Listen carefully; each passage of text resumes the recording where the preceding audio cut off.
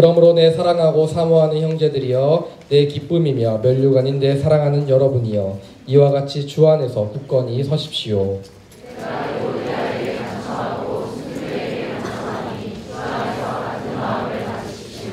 그리고 나와 멍에를 같이 한 진실한 동역자여 내가 당신에게도 부탁하는데 이 여인들을 도우십시오. 이들은 클레멘트와 그 밖의 내 동역자들과 함께 복음을 위해 나와 함께 다름질하던 사람들이며 그들의 이름이 생명책에 기록되어 있습니다.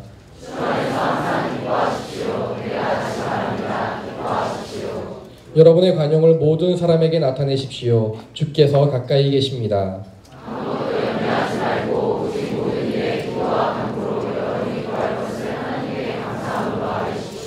그리하면 모든 생각을 뛰어넘는 하나님의 평강이 그리스도 예수 안에서 여러분의 마음과 생각을 지켜주실 것입니다.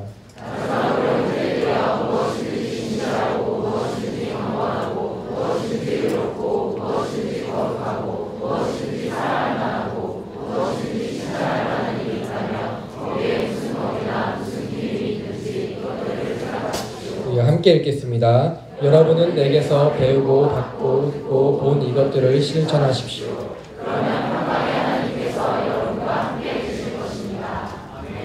할렐루야. 이제껏 우리를 인도하시 우리 하나님 앞에 우리 기쁨과 감사의 큰 박수로 주님의 이름을 찬양하며 나아가기를 원합니다. 주님 영광과 찬양을 받아주십시오. 이제껏 우리를 인도하시고 지키신 주님의 놀라우신 사랑에 감사와 찬양을 드립니다.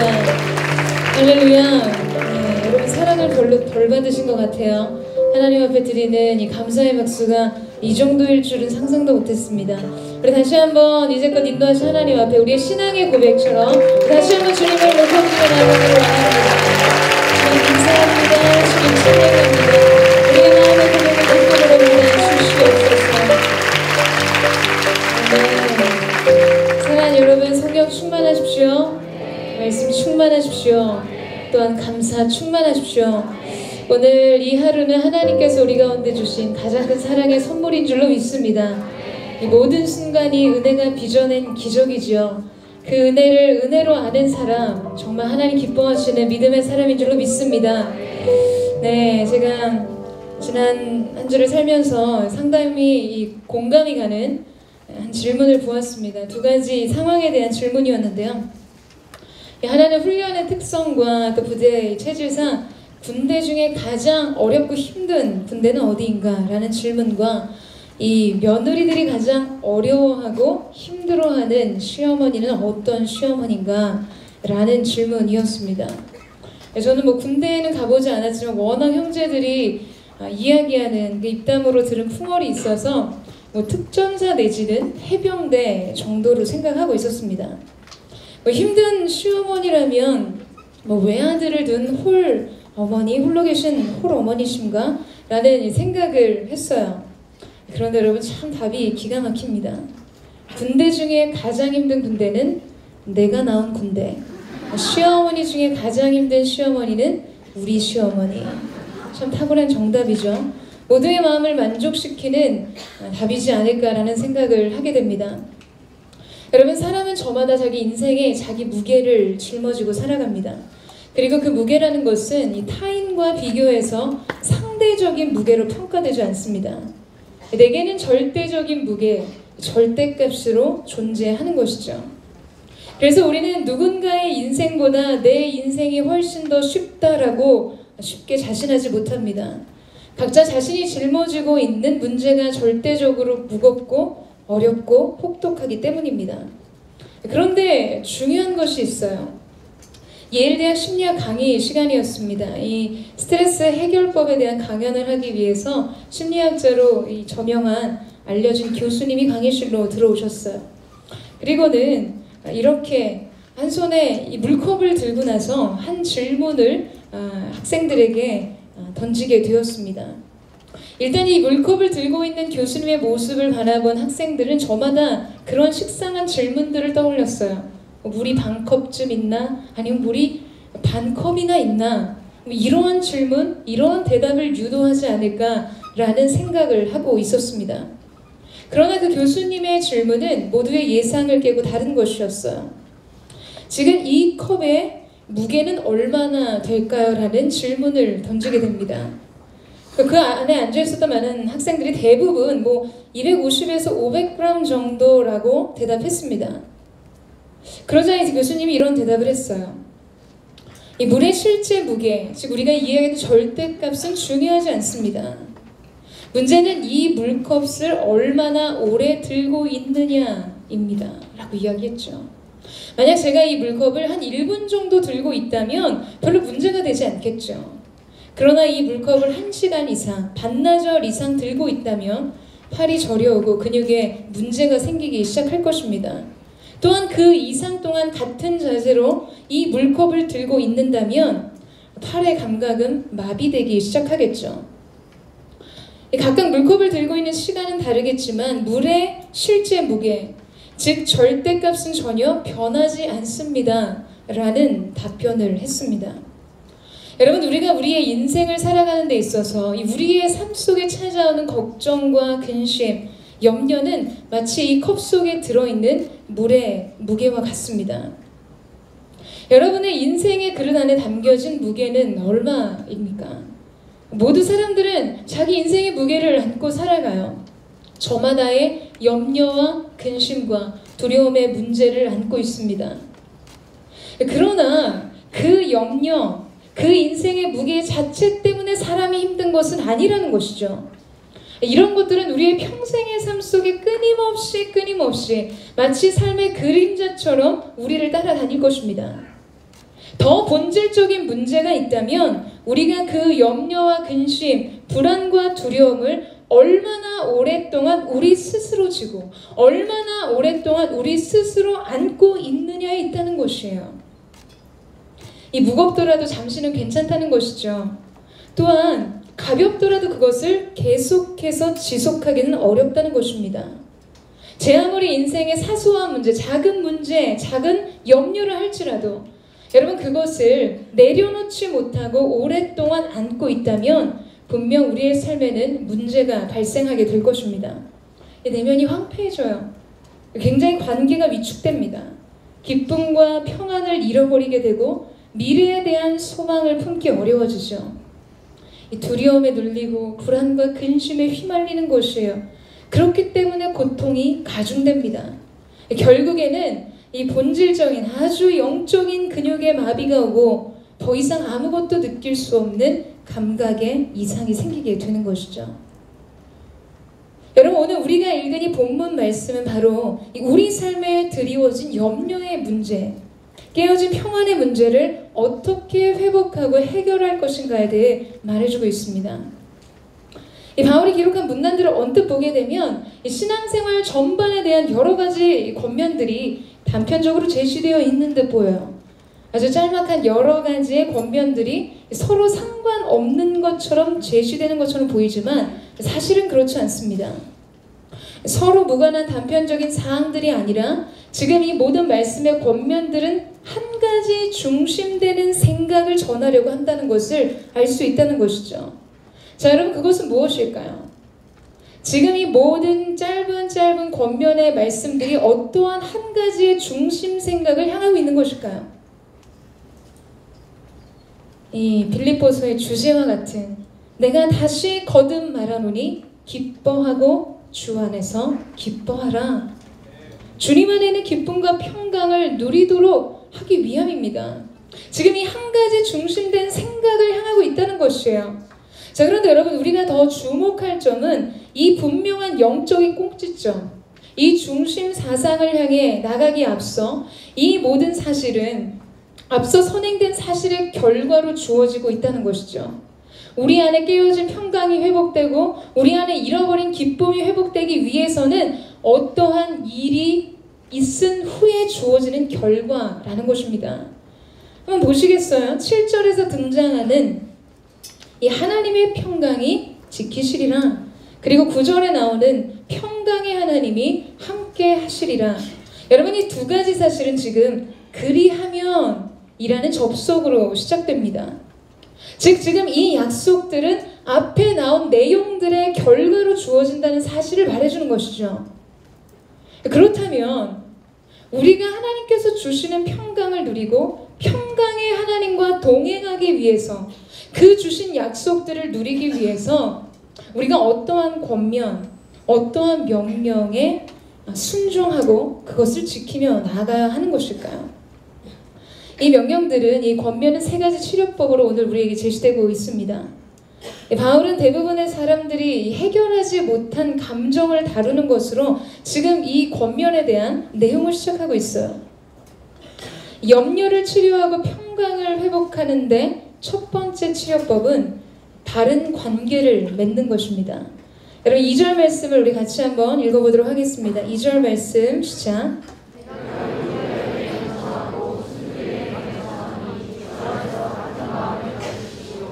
여러분 빌립보 교회는 유력한 이 지도자 두 그룹이 있었어요. 유오디게와 순두게입니다. 굉장히 특이한 이름이죠. 이 자매들은 어떤 문제로 인해 이 갈등을 빚고 다투었습니다. 오늘 우리가 보고 있는 4장은 빌립보서의 마지막 장입니다. 이 글을 쓰고 있는 바울은 이제 임박한 그의 죽음 앞에서 이 글을 쓰고 있었어요. 여러분, 이 사람이 생의 문이 닫히는 마지막 순간에는 정말 인생에서 중요한 것의 가치를 생각하게 됩니다. 어떤 사람도 자기의 죽음 앞에서 더 돈을 많이 벌지 못한 것, 더 성공하지 못하고 승진하지 못한 그러한 삶을 살지 못한 것 때문에 후회하지 않습니다.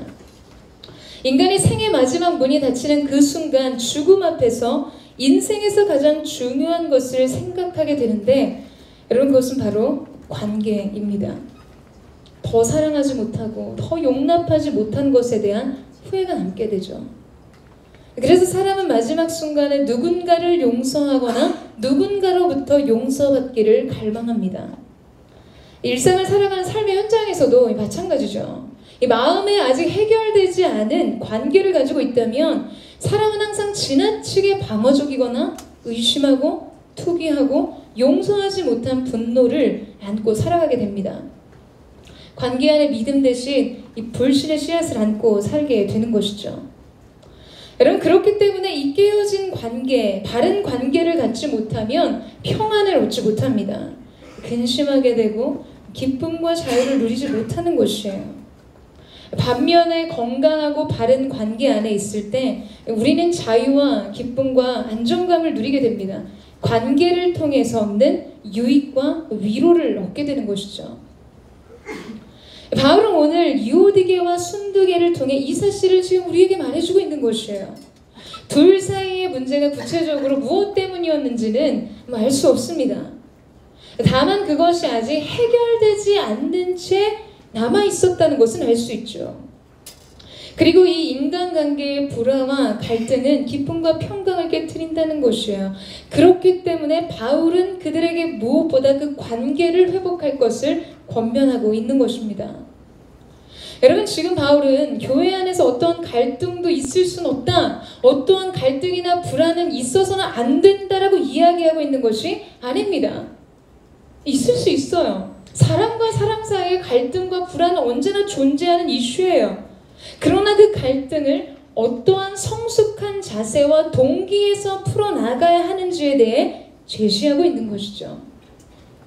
그 갈등으로 인해 이 성도 각자가 미해결된 감정을 안고 있을 때는 여러분 개인이나 공동체나 그 안에 이 평강은 깨어지게 되어 있습니다. 자, 그렇다면 이 갈등과 깨어진 관계를 해결하는 동기는 무엇으로부터 나오는가? 여러분 한번 5절 말씀을 같이 한번 보시겠어요? 5절 말씀 같이 한번 읽어보겠습니다. 시작.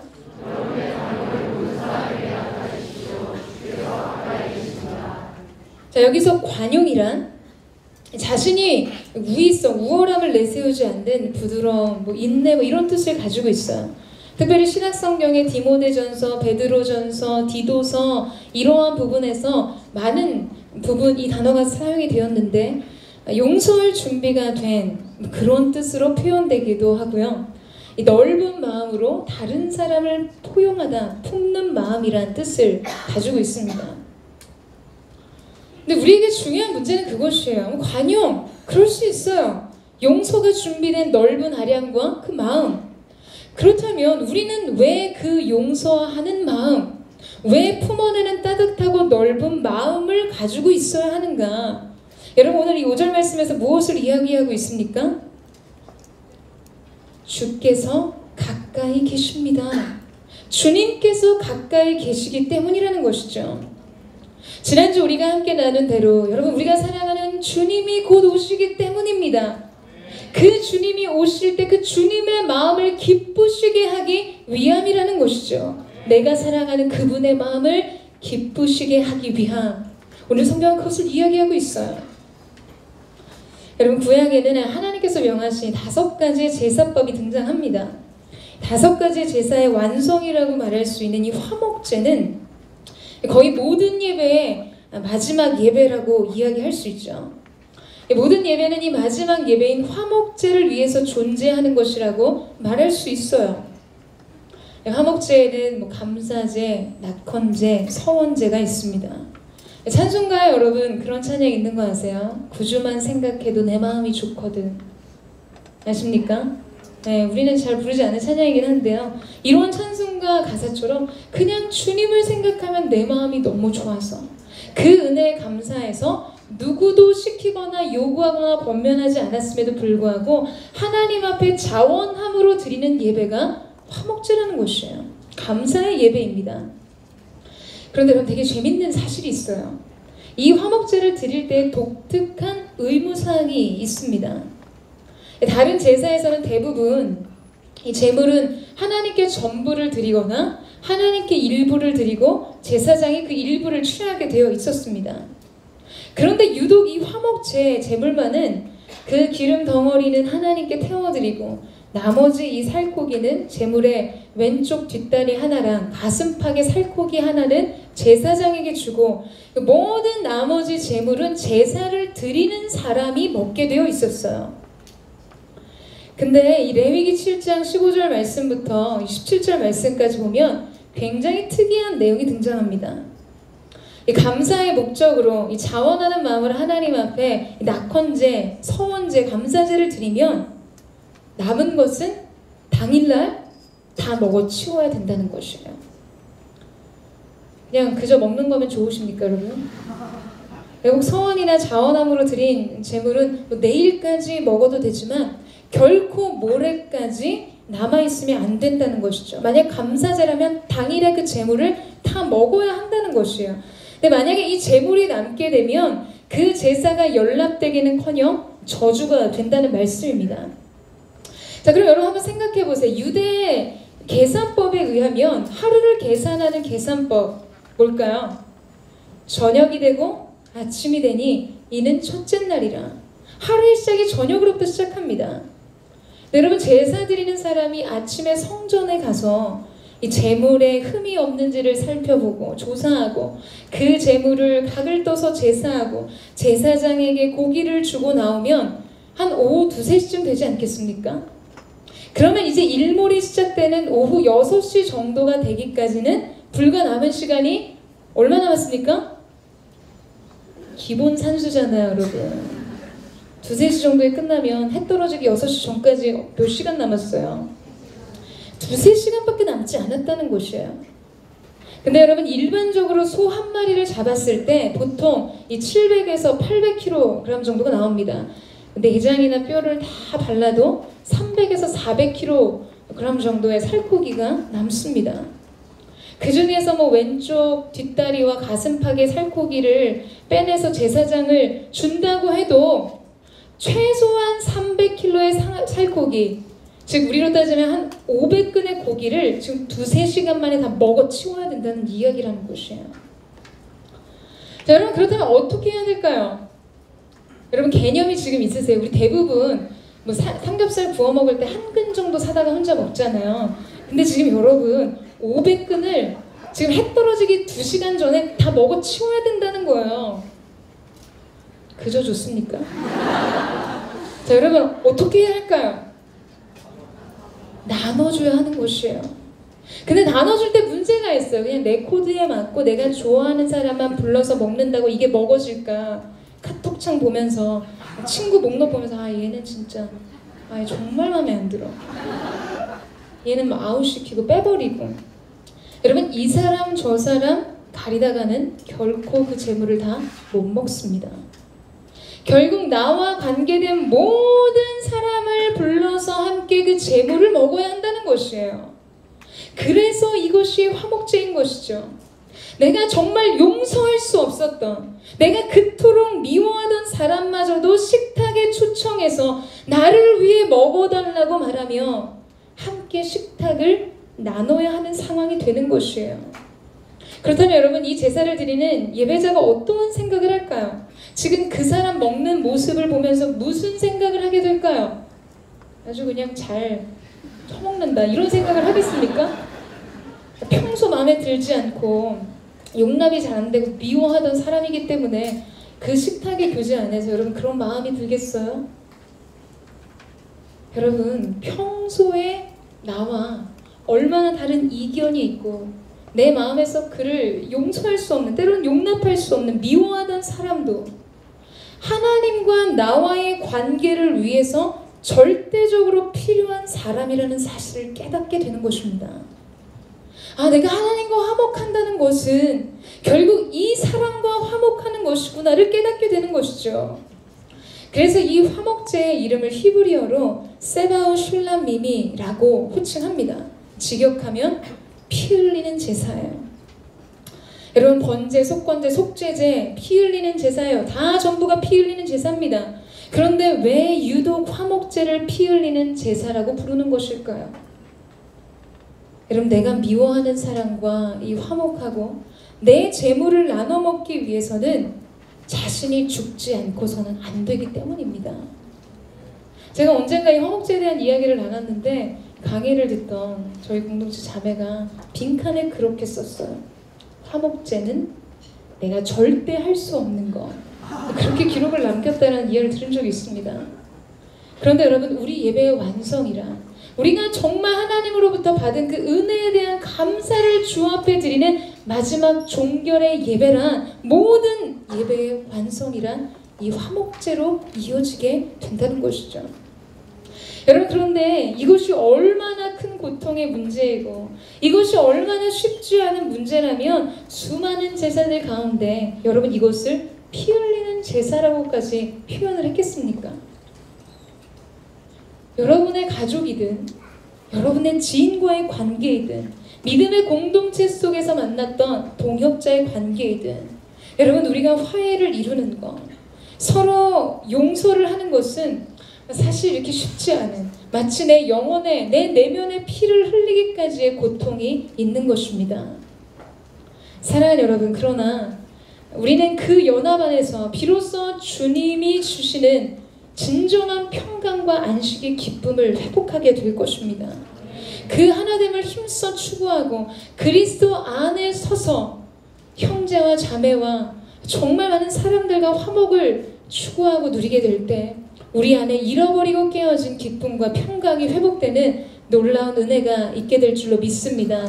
여러분, 그 놀라운 화목의 영광을 누리고 화목의 기쁨과 평강을 누리는 저와 여러분 되시기를 주님의 이름으로 축원합니다. 두 번째 염려에 대한 치료법은 바른 기도입니다. 우리 6절 말씀을 같이 한번 읽어볼까요? 6절 말씀 시작.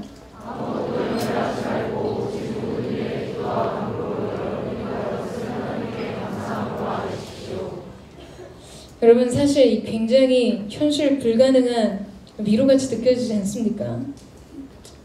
과연 하나님께서 우리의 삶에 대한 이해가 없으시기 때문에 이 두려움과 불안의 홍수의 시대 속에 사는 우리에게 아무것도 염려하지 마라, 아무것도 염려하지 말라고 하신 것일까요?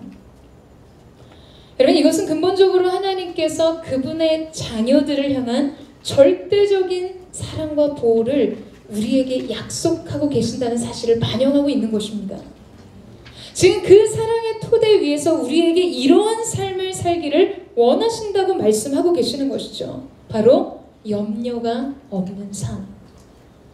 또한 동시에 이 말씀은 염려하는 일에 대해 우리에게 이것은 굉장히 부질없는 일이라고 명징하게 말하고 있어요. 왜냐하면 우리가 염려하는 것들의 결과, 즉 그 염려의 운명을 하나님께서 쥐고 계시다는 것이죠. 우리가 아무리 염려한다고 염려하는 일의 결과가 달라지지 않는다는 것입니다. 우리의 삶에 그 어떠한 일이든 여기서 강조되고 있듯이 아무것도 여러분 그 일의 결과가 우리에게 있지 않음을 깨달아 알라고 말씀하고 계신 것입니다. 그래서 우리에게 요구하고 있는 것은 무엇일까요? 너희는 오직 모든 일에 기도와 간구로 하나님께 아뢰라고 말씀하고 있습니다. 여러분이 염려라는 것이 근본적으로 아주 본질적으로 하나님을 온전히 신뢰하지 못하기 때문에 생기는 것이라면 기도란 우리의 영혼이 하나님 앞에 드릴 수 있는 최상의 신뢰의 표현입니다. 여러분 이 사실 믿으세요? 왜 기도합니까? 여러분 왜 기도하세요? 하나님께서 우리의 삶 가운데 최종 결정권자임을 믿기 때문에 기도하는 것이죠. 모든 인생의 기간 내가 아닌 그분께 있음을 인정하는 표현, 인정하는 우리의 신앙의 고백이 기도의 고백인 것입니다. 우리의 무능을 인정하고 하나님의 전능에 기대어 서는 것, 그것이 기도라는 것이에요. 여러분 그렇기 때문에 염려에 대한 해독제는 바른 기도입니다. 자, 그런데 보세요 여러분, 기도는 기도인데 더 중요한 것이 있죠. 이 바른 기도란 무엇인가? 그냥 기도가 아니라 바른 기도, 능력 있는 기도란 무엇인가? 오늘 본문 말씀에서 그것을 우리 가운데 이야기해주고 있는데요. 그것은 우리의 모든 기도와 간구 위에 플러스 알파가 있는 것입니다. 무엇일까요? 감사가 더해진 기도입니다. 여러분 우리가 이 감사가 없는 기도는 기도를 하면서도 염려에 빠져요. 기도를 하면서도 여전히 근심의 무게를 벗어버리지 못합니다. 열심히 기도는 하는데 내면의 갈등은 계속해서 돌아가고 있어요. 근심과 두려움은 폭풍처럼 다가옵니다. 아무리 그것을 부인하고 직면해보지 않으려고 할지라도 여전히 기도의 현장 속에서도 우리 안에 근심을 벗어버리지 못하고 있는 모습을 보게 되는 것이죠. 왜 그런가? 여러분 믿음이 없는 기도를 드리기 때문입니다. 이렇게 1년에 한 번 추수감사 주일이 이렇게 드려지게 될 때 단골 본문이죠. 누가복음 17장 말씀에 보면 10명의 나병 환자에 대한 이야기가 나옵니다. 10명의 문둥병자가 나병 환자가 예수님께 나오죠. 예수님께서 그 자리에서 고쳐주신 것이 아니라 야 제사장에게 내 몸을 보이라고 말씀하셨습니다. 왜냐하면 당시에는 제사장이 최종 승인을 해야만 그들이 격리되었던 이 질병으로 인해 격리되었던 부정한 질병으로 인해서 가족들과 많은 사람들 관계 속에 분리되고 격리되어 있던 자기 가족에게로 돌아갈 수 있었기 때문이었어요. 근데 이들이 예수님 말씀대로 제사장에게 가는 길에 10명의 나병 환자가 다 치유를 받고 나음을 받았습니다. 그런데 이야기가 은혜롭게 거기서 끝나지 않아요. 중요한 이야기가 나오죠. 10명이 길을 걷다가 서로의 모습을 보면서 네 얼굴이 돌아왔다고, 네 몸이 회복됐다고 서로 감탄을 하면서 이야기를 나눕니다. 그런데 그 중에 9명, 여러분 얼마나 그 가족들이랑 떨어져서 막 사람들에게 부정한 사람이랑 너 죄 때문에 그렇게 병에 걸렸지, 여러분 그런 고통을 안고 살았던 그 지난 시간이 이제 완전히 자기 인생에 사라지고 새로운 삶이 시작된 것이잖아요. 얼마나 기뻤겠어요. 그래서 기쁜 대로 9명은 그냥 자기의 길을 가게 됩니다. 근데 그 10명 중 한 사람이 예수님께 돌아와 그분 앞에 무릎을 꿇고 주님의 행하신 일들에 대한 감사와 찬양의 고백을 주님 앞에 드리게 됩니다. 그때 예수님께서 그 한 명의 나병 환자, 나음을 입은 나병 환자에게 그렇게 말씀하시죠. 다른 9은 어디 있느냐? 다른 9은 어디 있냐? 라고 말씀하시면서 그에게 이르시되 일어나 가라. 내 믿음이 너를 구원하였다. 라고 말씀하십니다. 자, 여러분 무엇이 그를 구원했다고요? 그의 믿음이 그를 구원했다고 말씀하셨어요. 지금 그의 감사가 그를 낫게 했다고 하시지 않았다는 것입니다. 사실 그것은 맞는 이야기이고 그렇게 말씀하실 수도 있었지만 지금 예수님께서 무엇으로 하여금 우리로 하여금 무엇을 알게 하시기 위함일까요? 여러분 하나님께서는 우리가 드리는 감사를 믿음으로 보신다는 것이에요. 여러분 이 사실을 믿으세요? 여러분, 하나님께서는 우리의 믿음을 관측하실 때, 우리의 믿음을 보실 때 우리가 지금 하나님 앞에 얼마나 감사하고 있는지를 보시는 것입니다. 그렇기 때문에 감사가 있다면 곧 그에게 믿음이 있다는 증거이고, 믿음이 있다면 감사하게 된다는 것이에요.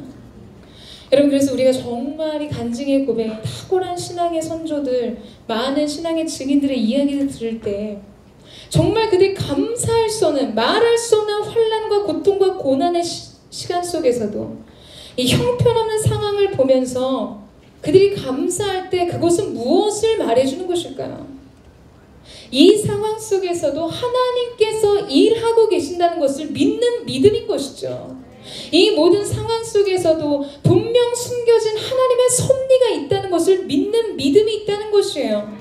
그렇기 때문에 여러분, 믿음이 있어야 감사가 나오는 것입니다.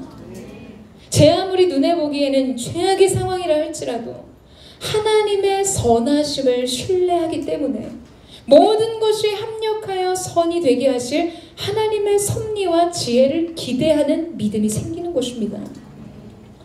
여러분, 바로 이것이 감사가 믿음이 되는 이유이고, 또한 믿음이 감사가 되는 이유입니다. 오늘 여러분 이 예배 앞에 나오시면서 어떤 감사의 고백을 가지고 주님 앞에 나오셨어요? 여러분, 그것이 여러분의 인생의 믿음의 분량입니다. 저는 가끔 그런 생각을 해요. 어제 잠들기 전에 하나님 앞에 감사한 것들만 내 삶 속에 남는다면 여러분 어떠실 것 같아요? 정말 그지가 될 것 같지 않으십니까? 얼마나 매일의 일상의 삶 속에 감사하세요. 주님께서 가르쳐주신 기도 속에 일용할 양식에 대한 기도, 그것에 대한 감사하는, 사소하지만 하나님께서 정말 은혜가 아니고는 설명되지 않는, 매 순간에 은혜가 빚어진 기적이라고 고백하는 감사하는 사람들을 통해서 하나님께서 영광을 받으신다는 것이에요. 사랑하는 여러분, 정말 그렇게 한번 생각해 보세요. 내가 어저께 하나님 앞에 드린 감사만 오늘 내 인생에 남는다. 그것이 나의 믿음의 분량이기 때문입니다. 오늘 믿음의 그릇대로 하나님께서 기적의 역사를 이루실 것이에요. 믿으십니까? 그렇다면 여러분, 어떠한 믿음의 그릇을 예비하실 것입니까? 여러분, 어떠한 믿음의 감사를 주님 앞에 드리기를 원하세요? 지난 모든 시간에 대한 말할 수 없는 은혜와 사랑을 베풀어 주신 하나님 앞에 최고의 감사와 찬양의 고백으로 화답하며 나아가는 저와 여러분 되시기를 주님의 이름으로 축원합니다. 감사를 더하는 믿음의 기도를 주님 앞에 드리는 거룩한 하나님의 사람들 되시기를 주님의 이름으로 축복합니다. 자, 바로 이러한 기도를 주님 앞에 드릴 때 어떠한 일이 일어나는가? 7절 말씀입니다. 우리 같이 한번 읽어볼까요? 7절 말씀 시작.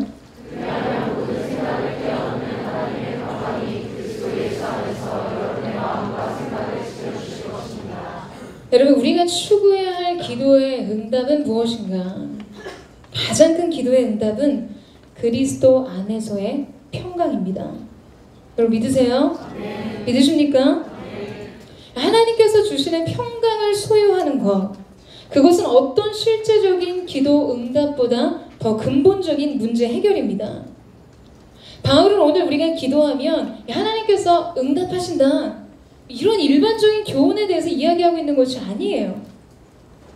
우리는 대부분 우리의 삶의 문제가 해결되면 염려와 두려움과 근심도 자연스럽게 함께 사라지고 안식이 찾아오게 될 것이라고 생각합니다. 그래서 우리가 기도할 때 대부분 보면 이 문제를 해결하는 것에 초점이 맞춰져 있어요. 그러나 기도를 통해 문제가 해결된다 해도 또 다른 문제가 발생할 때 우리는 다시 염려에 빠지게 됩니다. 예전에 유기성 목사님께서 언젠가 말씀을 나누시면서 그런 이야기를 하시는 것을 들은 적이 있었습니다. 목회를 하시면서 목사님 너무 지치고 힘드셨던 거예요. 이제 더 이상은 도저히 못하겠다, 이런 생각이 드셔서 교회에 요청을 해서 안식년을 가지셨습니다. 오스트레일리아에서 쉼을 가지시는데 울창한 숲, 공기 좋고 환경도 좋고 그 좋은 숲을 거니시면서 한 가지 사실을 깨달으셨다라는 것이었어요. 설교 준비나 상담, 여러 가지 분주한 사역들로부터 완전히 벗어나 있었는데 이 목사님의 마음에 전혀 안식이 없다는 사실이었습니다. 기쁨도 없고 만족도 없고 평강이 없었어요. 목사님을 괴롭게 해도 내가 정말 이 목회 현장, 이 바쁜 스케줄, 이 수많은 사람들과의 만남, 이 설교 준비, 내 안에 영적인 부담감과 이 무게, 이것 때문에 내가 힘들다고 생각했어요. 그래서 그 문제를 해결하고 벗어버리면 그 모든 근심과 눌림과 지치고 곤고한 마음들이 사라지고 진정한 안식과 쉼을 누릴 수 있을 것이라 생각했는데, 모든 문제로부터 분리되어 벗어나 있었지만 여전히 그 내면의 갈등과 고통은 사라지지 않았던 것이죠. 여러분, 중요한 것은 하나님의 평강이 우리의 마음과 생각을 지키시는 것입니다. 여러분 동의하세요? 지금 여기서 사용된 이 지키시리다 라는 이 단어는 원문으로 보게 되면 호의하다 라는 군대 용어입니다. 여러분, 우리가 상상해보세요. 우리가 감사로 하나님 앞에 기도할 때 하나님께서 평강이라는 파수꾼을 보내셔서 우리 인생의 모든 두려움과 염려, 인생의 실패와 절망으로부터 우리의 마음과 생각을 지켜주신다는 것이에요. 우리의 생각과 마음의 성문을 여러분 이 평강의 파수꾼이 지키는 것이죠.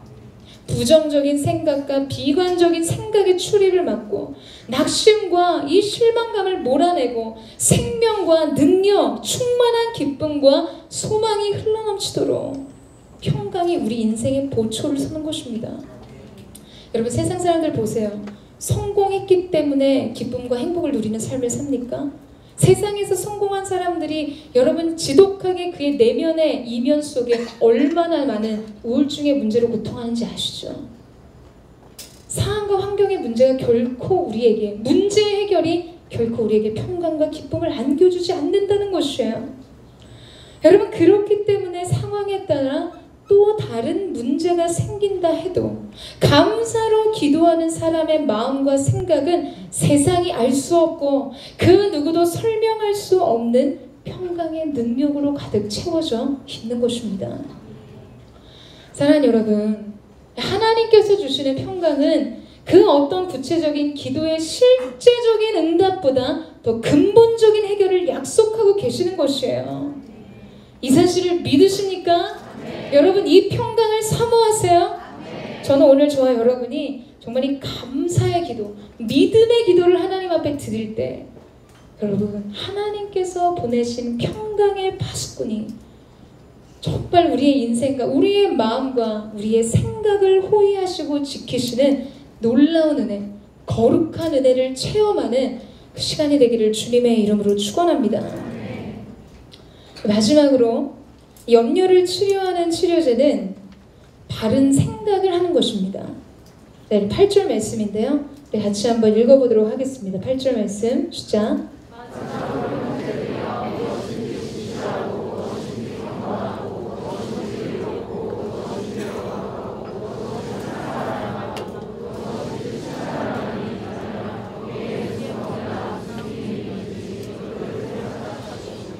여러분, 지금 바울은 신앙생활 전반에 필요한 이 실제적인 덕목 8가지를 제시하고 있습니다. 그리고 이 기본 덕목들을 우리에게 마음에 품고 생각하라는 거예요.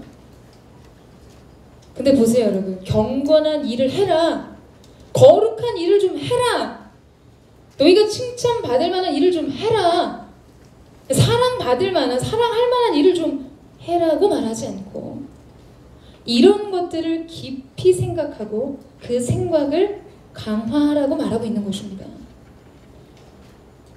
자, 여러분, 바른 생각을 하는 것만으로도 우리의 삶은 놀랍도록 달라진다는 것이에요.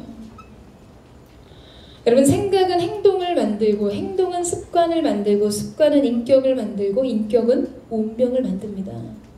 그 생각의 출발이 우리의 인생을 결정한다는 이야기죠. 생각은 모든 것의 씨앗이에요. 그렇기 때문에 그 사람의 생각의 크기가 그 사람의 인생의 크기를 설명하고, 그 사람이 어떠한 생각을 하는 사람인가가 그 사람이 어떠한 사람인지를 설명해 주는 것입니다. 여러분, 이 스포츠 선수들은 이 상상의 훈련을 많이 하는 것으로 알려져 있죠. 특히 뭐 양궁이나 사격, 그리고 아주 섬세한 동작과 기술을 요하는 선수들은 실전의 앞에서 굉장히 강도 높은 상상 훈련을 합니다. 틈만 나면 머릿속으로 관역의 화살을 명중시키는 장면, 광경을 상상하고 아주 완벽한 동작의 기술을 해내는 장면들을 끊임없이 머릿속으로 그려냅니다. 그리고 결국 자기 목에 걸려져 있는 금메달을 상상하죠. 이것은 일체유심조라고 하는 것인데요. 이 사람의 뇌는 이 머릿속으로 상상하는 것과 실제 직접 경험한 것을 구분하지 못해요. 이해되세요? 그렇기 때문에 상상의 훈련이 실제 훈련과 똑같은 효과를 낸다는 것입니다. 실제 미국의 사격 선수였던 러니 버샴이라는 선수가 있었어요. 사격을 해야 하는 선수가 손 전체가 완전히 다쳐서 수술을 하게 되었습니다. 그래서 한 6개월 정도 그냥 아무것도 할 수 없는 상황이 된 거예요. 재활조차 할 수 없는 상황. 그래서 여러분이 6개월 동안 전혀 사격 연습을, 훈련을 하지 못하고 병상에만 누워 있었습니다.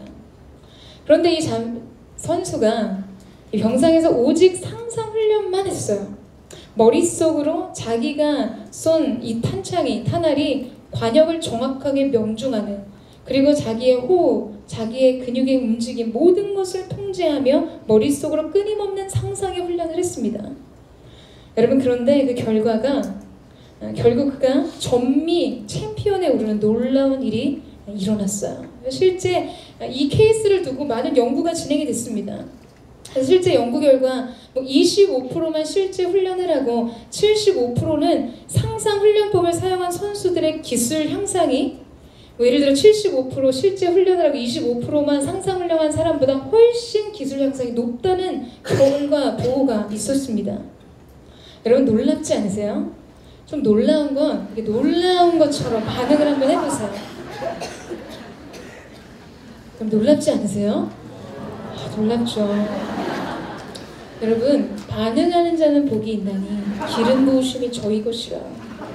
주님의 마음이, 예배는 언제나 반응하는 것입니다. 화답하는 것이죠. 여러분, 생각이라는 것이 얼마나 우리의 행동과 운명 전체를 결정하는지를 보여주는 것이죠. 그래서 성경도 지금 우리에게 이 생각을 다스리도록 강조하고 있는 것입니다. 여러분, 지금 이제 고인이 되셨지만 이주일 씨 아시죠? 희극 배우 이주일 씨. 제가 뭐 흉내를 내보고 싶지만 저는 하나님 저를 그렇게 창조하지 않으셨어요. 어쨌든 뭐 콩나물 관련한 그런 대사가 굉장히 히트를 치셨던 못생겨서 죄송합니다, 뭐 이러한 이야기. 네, 저희 세대랑은 전혀 상관없는 분이시긴 했는데요. 어린 시절에 이제 그분의 그 이야기들이 굉장히 많이 기억이 납니다. 근데 그분이 한때 이 데뷔하기 전에 그저 그냥 유랑극단을 떠도는 무명 배우 생활을 굉장히 오랫동안 하셨어요. 근데 이분이 처음 맡은 배역이 바로 죽은 사람, 죽어가는 환자 옆에서 의사 가운을 입고 이 단에, 이 무대에 올라와서 환자 눈을 까디집고 운명하셨습니다. 이 대사를 하는 거였어요. 네, 굉장히 오랫동안 무명 생활을 보였는데 이 하춘아 씨가 노래를 부르는 그 극단에 불이 날 때 하춘아 씨를 업고 나와서 생명을 구해준 것 때문에 말하자면 우리로 따지자면 낙하산 꽂아준 거죠. 단역 배우를 맡게 된 거예요. 그냥 한다는 거는 눈 한번 열어보고 운명하셨습니다, 그 대사 하나만 하면 되는 단순한 배역이었어요. 네, 그런데 드디어 공연 날 그분은 너무 긴장한 나머지 환자의 눈이 아닌 자신의 눈을 뒤집고서는 운명하셨습니다 라고 해버렸어요. 근데 여러분, 이 일로 그는 하루아침에 스타가 되었습니다. 그게 아이러니하게도 너무 재미있었던 거예요. 자, 여러분, 지금 이주일 씨가 왜 환자의 눈이 아니라 자기 눈을 까디 집었을까요? 네? 왜 자기 눈을 뒤집었을까요? 연습을 그렇게 죽어라 했기 때문이었어요. 상대 배우가 없으니까, 배역을 해줄 사람이 없으니까 그냥 자기 눈을 까디집고 운명하셨습니다. 이걸 끊임없이 말하고 시뮬레이션하고 생각하고 그려봤던 것이죠. 아주 단순한 배역인데도 계속된 생각, 계속된 연습이 결국 실전으로 이어졌다는 것을 보여주는 것이죠. 여러분, 모든 행동은 생각의 씨앗으로부터 추수하는 수확하는 열매입니다. 그래서 성경은 우리 가운데 무엇이든 심든지 거둘 것이라고 말씀하셨어요. 여러분, 그렇기 때문에 어떠한 생각의 씨앗을 심느냐에 따라 어떠한 행동의 열매를 거두냐가 결정이 됩니다. 그리고 그 행동은 결국 우리 인생 전반의 삶의 내용이 되고 우리 인생의 운명이 되는, 결국 생각한 대로 삶의 열매를 추수하게 된다는 것이에요. 이것이 우리의 인생의 법칙이라는 것입니다. 자, 그래서 여러분 한번 잘 생각해 보세요. 자, 이것을 거꾸로 뒤집어 말한다면 씨앗을 바꾸면 수확물도 달라진다는 것이에요. 무슨 말인지 이해되세요? 뿌리는 씨앗이 다르면 거두는 것도 달라진다는 것이죠. 지금 여러분의 인생에서 여러분 어떤 열매를 거두고 계세요? 여러분의 내면 속에서 어떠한 열매를 거두고 계세요? 왜 우리의 인생이 불행하고 기쁨과 평안이 없고 감사가 없습니까? 대체 우리가 어떠한 생각의 씨앗을 심고 있길래, 대체 우리가 어떠한 마음의 씨앗을 우리 가운데 품고 있길래 우리의 인생에서 그러한 결실을 거두고 있냐라는 것이죠. J.C. 라일은 그런 이야기를 했습니다. 우리가 겪는 불행 중 절반은 우리에게 닥치고 있다고 스스로 생각하는 것들로부터 비롯된다. 여러분, 왜냐하면 두려움도 굉장히 확고한 믿음이기 때문이에요. 믿음에는 언제나 열매가 있습니다. 염려란 두려움에 대한 묵상입니다. 그렇기 때문에 우리가 염려할 때 우리의 삶은 부정적인 생각의 영향력 아래 지배를 받게 되는 것이죠. 비관적인 생각, 우울함, 낙심, 절망, 실패감, 이러한 부정적인 감정들과 생각들, 그러한 의지들로부터 우리의 인생이 견인되어 끌려간다는 것이에요. 두려움과 불안을 심기 때문에 그러한 열매를 거두는 것이죠. 영혼도, 감정도, 인격도, 육체도, 상황도, 관계도, 여러분, 이러한 부정적인 생각의 지배를 받습니다. 여러분, 오죽하면 만병의 근원이 스트레스라고 이야기를 하겠어요. 사랑하는 여러분, 오늘 우리가 이 깨어진 평강과 기쁨을 회복하고 싶다면, 정말 하나님께서 우리 가운데 주시는 평안의 열매를 얻고 싶다면 지금 우리가 뿌리는 생각의 씨앗을 바꿔야 합니다.